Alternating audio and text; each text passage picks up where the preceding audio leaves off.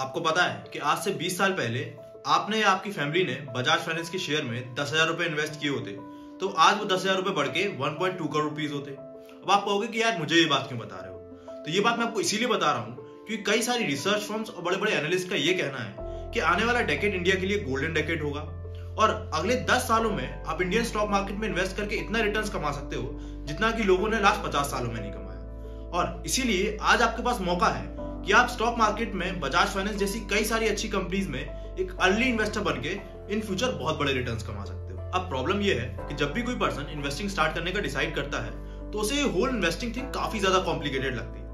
हमारे different backgrounds की होने की वजह से ना ही हमें ये पता होता है कि यार ये शेयर्स क्या होते हैं या स्टॉक मार्केट किस तरह वर्क करता है, और ना ही हमें ये पता होता है कि शेयर्स को खरीदा या बेचा कैसे जाए, या फिर जो हम ये मार्केट में सुनते रहते हैं कि निफ्टी ऊपर चला गया, सेंसेक्स नीचे चला गया, तो ये सब क्या भला है।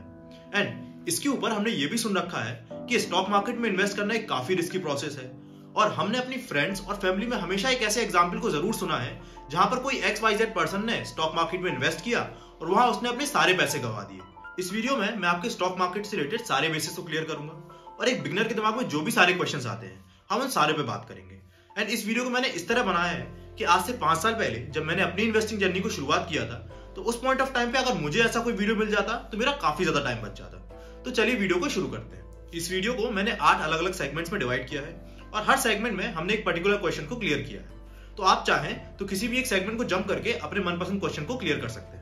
अब इससे पहले कि हम इन्वेस्टिंग के बारे में कुछ भी जाने, सबसे पहले तो हम यही जान लेते हैं कि टाइम के साथ हमारे पैसे के साथ क्या होता है। तो मान के चलिए आप अपनी जॉब में 10,000 रुपए सेव करते हो पर मंथ, और उस पैसे को या तो आप अपनी सेविंग्स अकाउंट में इकट्ठा करते हो या तो उसकी FD बनवा लेते हो। अब मान के चलते अगर आपने उस पैसे को अपने सेविंग्स अकाउंट में सेव किया तो उस केस में आपको 3 से 3.5% तक का इंटरेस्ट मिलता है, और इन केस अगर आपने उस पैसों की FD बनवा ली तो उस केस में आपको मैक्सिमम 6% तक का इंटरेस्ट मिल जाता है।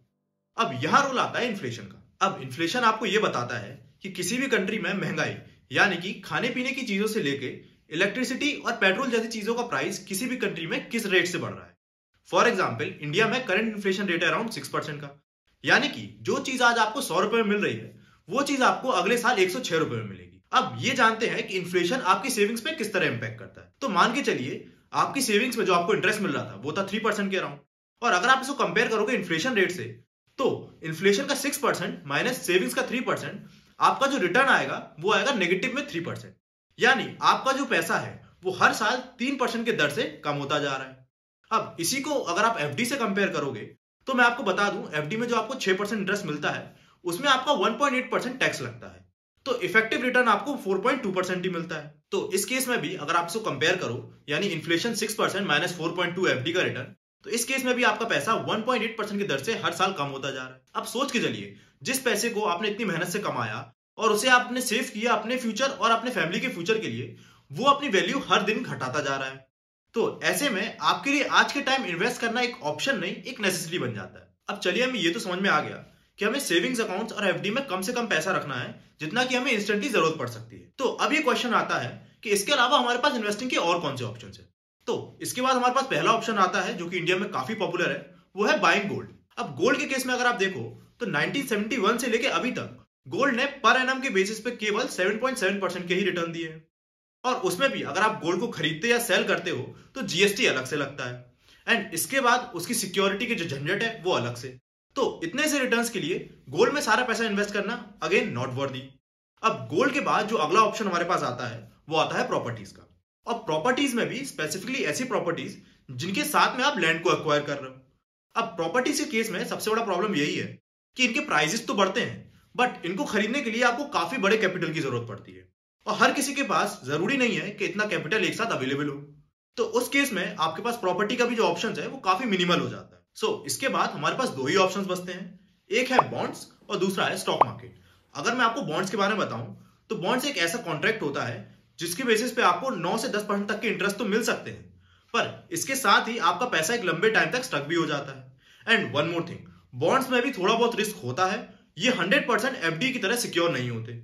सो अल्टीमेटली हमारे पास एक ही ऑप्शन बच जाता है जो कि है स्टॉक मार्केट। सो इसी के साथ हम अपने अगले क्वेश्चन पे आते हैं कि स्टॉक मार्केट क्या होता है और ये किस तरह वर्क करता है। तो जब भी किसी कंपनी को अपने बिजनेस को और फर्दर आगे एक्सपेंड करने के लिए या उसको वर्किंग में रखने के लिए बहुत बड़े कैपिटल की जरूरत पड़ती है, तो उस केस में ये सबसे पहले जाते हैं बैंक्स और बड़े बड़े इन्वेस्टर्स के पास। पर कई केसेस में ये जो अमाउंट है कैपिटल का वो काफी बड़ा होता है और इस केस में बैंक्स और इन्वेस्टर्स भी उनको पैसा नहीं दे पाते। तो ऐसे में ये कंपनीज जाती हैं स्टॉक एक्सचेंजेस पे। स्टॉक एक्सचेंजेस को ही हम निफ्टी और सेंसेक्स के नाम से जानते हैं बिकॉज इंडिया में 2 ही स्टॉक एक्सचेंजेस हैं। अब इन स्टॉक एक्सचेंजेस में नॉर्मल पब्लिक अपना पैसा उस कंपनी को देती है और उसके बदले वो कंपनी के शेयर्स बाय करती है। ये शेयर्स एक गारंटी है कि वो उस कंपनी में एक पर्टिकुलर अमाउंट ऑफ हिस्सेदारी को ओन करते हैं। अब जब भी इन फ्यूचर वो कंपनी अपने बिजनेस से प्रॉफिट कमाती है तो उस शेयर्स के अकॉर्डिंग उन पर्सन को उस प्रॉफिट का एक थोड़ा सा हिस्सा मिलता है। और इन केस अगर उस कंपनी को अपने बिजनेस में लॉस होता है तो इन नॉर्मल पब्लिक को अपने शेयर्स के अकॉर्डिंग ही उस लॉस को भी बेयर करना पड़ता है। अब स्टॉक मार्केट की फंक्शनिंग समझने के बाद क्वेश्चन ये आता है कि इन एन एवरेज हम स्टॉक मार्केट से कितना रिटर्न एक्सपेक्ट कर सकते हैं। तो स्टॉक मार्केट में जब आप इन्वेस्ट करते हो तो आप किसी एक पर्टिकुलर कंपनी और उसके बिजनेस में इन्वेस्ट कर रहे हो और ये सिंपल सी बात है कि किसी भी कंपनी का बिजनेस किस तरह परफॉर्म करता है ये कभी भी फिक्स नहीं हो सकता है जिस कंपनी में आपने इन्वेस्ट किया वो अगले ही साल आपको 50 से लेकर 100% तक का रिटर्न दे दे और कई केसेस में ऐसा भी होता है कि वो आपको रिटर्न्स की जगह उल्टा लॉसेस दे दे। तो इन एन एवरेज अगर आप देखो कि अगर आपने किसी डिसेंट कंपनी में इन्वेस्ट किया तो आपको 15 से लेकर 20% तक का एनुअल रिटर्न आराम से मिल जाएगा, पर वो भी लॉन्ग टर्म में। Now the question is in 15 से 20% रिटर्न के लिए हमें स्टॉक मार्केट में कौन सी कंपनीज में इन्वेस्ट करना है ये कैसे पता चलेगा? बिकॉज आज के टाइम स्टॉक मार्केट में मोर देन 5000 कंपनीज लिस्टेड है और ऐसे में एक पर्सन जो अपना ज्यादातर टाइम अपने वर्क या अपनी जॉब में बिताता है वो एक लिमिटेड टाइम में एक अच्छा स्टॉक पिकर कैसे बन सकता है ये हमें बताया है एक लेजेंडरी इन्वेस्टर पीटर लिंच ने अपनी बुक में जिसका नाम है one upon wall street. Peter lynch ने बोला है एक नॉर्मल इन्वेस्टर के लिए एक अच्छा स्टॉक पिक करने के लिए 2 मेजर तरीके हैं। पहला, वो ऐसी कंपनीज में इन्वेस्ट करे जिनके प्रोडक्ट्स को वो अपनी डेली लाइफ में यूज करता है और उन कंपनीज के बारे में थोड़ा सा रिसर्च करे कि वो प्रॉफिटेबल है कि नहीं या उनका बिजनेस ग्रो हो रहा है कि नहीं और उनमें वो जाके इन्वेस्ट कर सकता है। और ऐसी कोई कंपनीज का एग्जांपल अगर मैं आपको दूं तो वो है एशियन पेंट्स, HUL या पिडिलाइट जैसी कंपनी। और दूसरा ऑप्शन उन्होंने ये दिया है कि आप उन सेक्टर की कंपनीज में इन्वेस्ट करिए जिसमें आप खुद वर्क करते हो। फॉर एग्जाम्पल, अगर आप एक IT सेक्टर के एम्प्लॉय हैं तो आपको पता है कि IT सेक्टर का फ्यूचर क्या है और उसमें कौन कौन सी नई टेक्नोलॉजीज आ रही हैं। तो अगर आप ऐसी कंपनीज में इन्वेस्ट करोगे तो ऐसे में आप स्टॉक मार्केट से काफी अच्छे रिटर्न्स कमा सकते हो। अब एक स्टॉक को पिक करने के बाद हमें उस स्टॉक को बाय करने के लिए एक डीमैट अकाउंट की जरूरत पड़ती है और वो आप किसी भी एक डिस्काउंट ब्रोकर के पास खुलवा सकते हो। डिस्काउंट ब्रोकर एक ऐसे ब्रोकर होते हैं जिनको आपको एक काफी छोटा सा चार्ज पे करना पड़ता है और उसके बदले वो आपको स्टॉक बाय, सेल और होल्ड करने की सर्विसेज देते हैं। वैसे तो इंडिया में कई सारे डिस्काउंट ब्रोकर्स अवेलेबल है पर मेरा पर्सनल फेवरेट है ज़ीरोधा, जिसको मैं पर्सनली भी यूज करता हूँ बिकॉज इनका जो प्लेटफॉर्म है वो काफी इजी टू यूज है और इनमें जो ब्रोकरेज है वो भी 0 लगता है। ज़ीरोधा में अकाउंट ओपनिंग के लिए आपको एक वन टाइम फीस देनी पड़ेगी जो कि होगी अराउंड 200-300 रुपए, जो कि लाइफ में आपको एक ही बार देनी है और इसके साथ आपको बैंक अकाउंट, आधार कार्ड और पैन कार्ड की भी जरूरत पड़ेगी। एंड अप्लाई करने के 24 घंटे से लेकर 48 आवर्स के अंदर आपका डीमैट अकाउंट स्टार्ट हो जाएगा। एंड ज़ीरोधा में अगर आपको अकाउंट ओपन करना है तो उसका लिंक मैं आपको डिस्क्रिप्शन बॉक्स में दे दूंगा, उस पर जाके आप काफी आसानी से अपना डीमैट अकाउंट स्टार्ट करवा सकते हो। और अगर आपको इसको चलाना सीखना है कि इसमें शेयर्स को बाय या सेल कैसे करते हैं तो उसके लिए ऑलरेडी मैं एक वीडियो बना चुका हूं जिसका लिंक मैं आपको डिस्क्रिप्शन बॉक्स में दे दूंगा।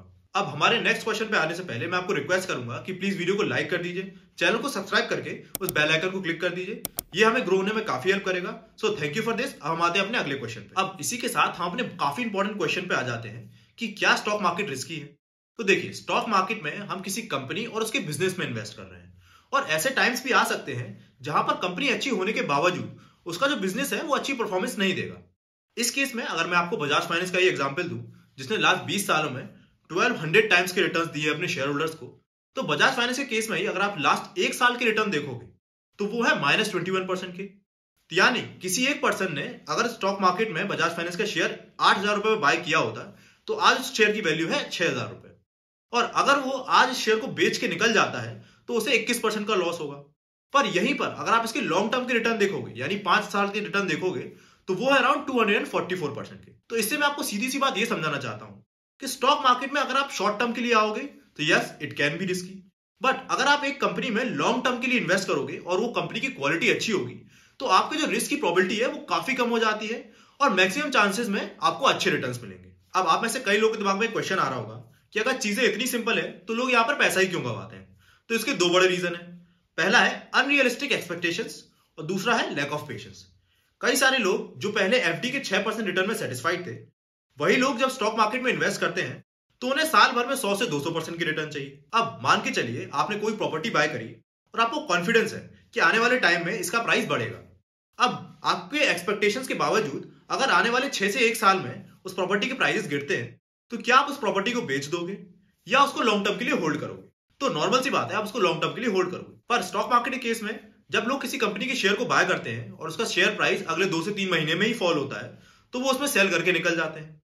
वॉरेन बफेट, जो एक द लेजेंडरी इन्वेस्टर्स में से एक हैं, उनका भी एक फेमस कोट है that if you are not willing to own a stock for 10 years, don't bother to buy it for even 10 minutes। अब हम आते हैं अपने आखिरी क्वेश्चन पे कि हमें स्टॉक मार्केट में किस अमाउंट से स्टार्ट करना चाहिए। तो अगर मैं आपको बताऊं तो स्टॉक मार्केट में आप 100 रुपए से भी इन्वेस्टिंग को स्टार्ट कर सकते हो। बट मेरे अकॉर्डिंग अगर आप एक वर्किंग प्रोफेशनल हो तो आपको स्टॉक मार्केट में अपनी मंथली सैलरी का एटलीस्ट 20% तो इन्वेस्ट करना ही चाहिए।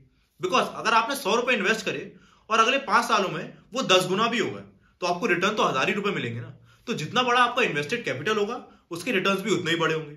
इसके अलावा अगर आप ये इन डिटेल जानना चाहते हो कि स्टॉक मार्केट में ऐसी कौन सी वजह है जिसकी वजह से लाखों लोग हर साल इधर पैसा गवाते हैं, तो उसके लिए आप स्क्रीन पे दी हुई वीडियो को क्लिक कर सकते हो। और अगर आप चाहते हो कि मैं आपके लिए एक वीडियो बनाऊं जिसमें मैं आपको बताऊं कि आप एक अच्छे स्टॉक पिकर 10 मिनट में कैसे बन सकते हो, तो आप कमेंट बॉक्स में जाके यस टाइप करिए और अगर मुझे एनफ यस मिले तो मैं इस पे भी आपको एक जल्दी वीडियो बना के दूंगा। तो हम मिलते हैं अपने नेक्स्ट वीडियो में, तब तक के लिए बाय बाय।